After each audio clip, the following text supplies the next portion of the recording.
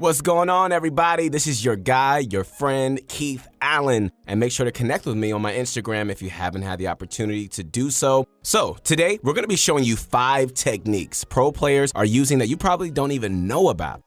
These tricks can be game changers. We know it's hard, to keep up with how often a new phasing trick or similar move is discovered. In this video, guys, we compiled the ones we thought were most useful and that we don't see players performing often. Some of these can take some practice to master, But for how impactful they can end up being, that practice is very much worth it. Take my word for it. So, before we get started, ProGuides has a small announcement to make. We are adding a ton of new features to our site, which include 1. Exclusive guide videos for our Pro members every single day. 2. Pro Pass now grants access to all games, such as League of Legends, Smash Brothers, CSGO, and Overwatch. More free coaching passes and points for InstaPro if you're a Pro member. So head on over to ProGuides by clicking the link in the description below. All right, let's get down to business. How often have you found yourself being pressured by an opponent inside your 1x1? When they make it inside your box, the first line of defense is usually to block them off with a ramp. But once you put that ramp up, what's a good play to make after that?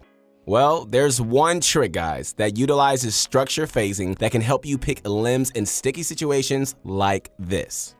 If your back is fully up against the wall and you place or edit a ramp in front of you, it'll be stuck in phase mode.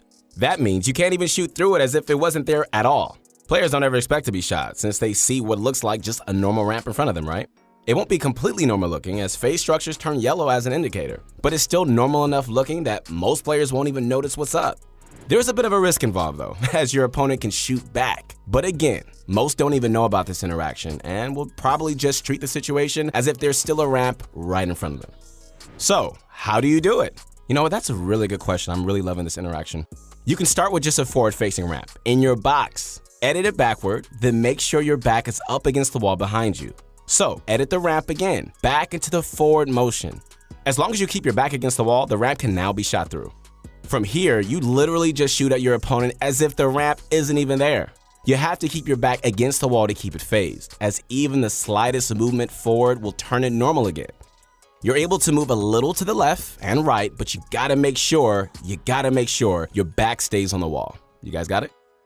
A player doesn't even have to be inside your box for this to even be useful. If you're low on health and a player is trying to replace your wall, you can set up this ramp trick.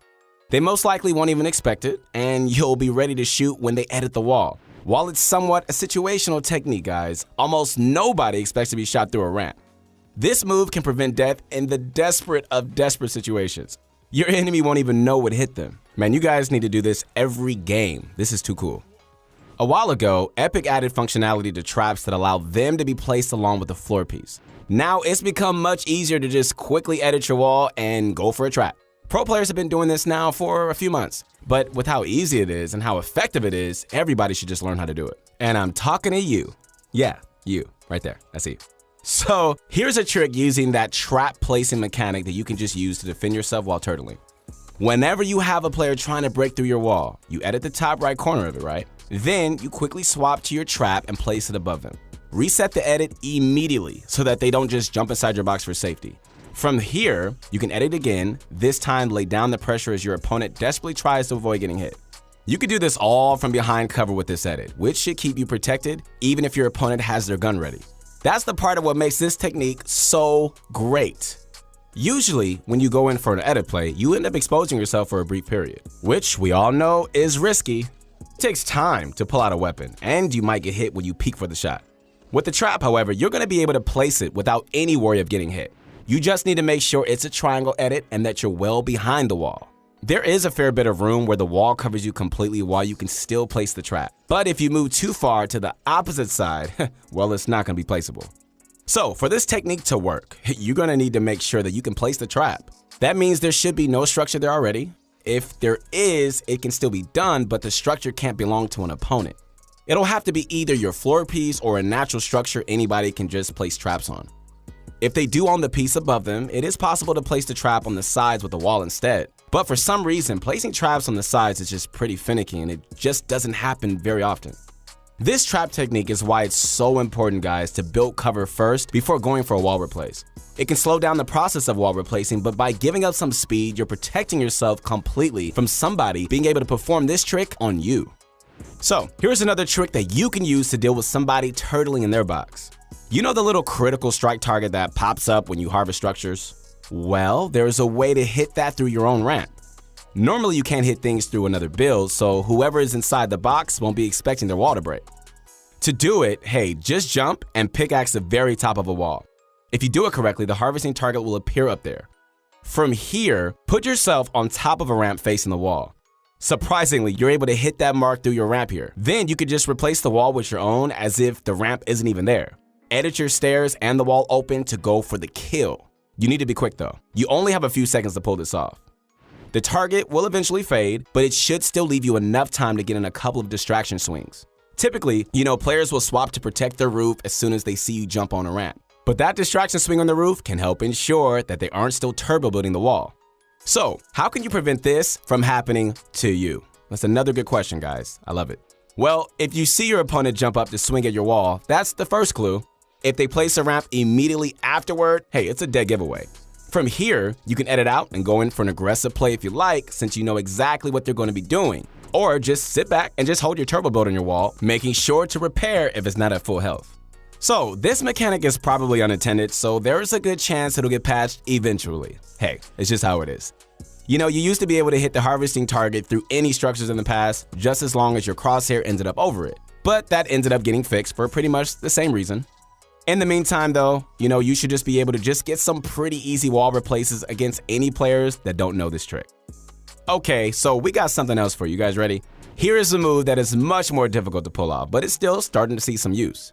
It's called, ladies and gentlemen, the ramp dash, or the EJ dash, named after EJ Ladd, who made this popular on his channel.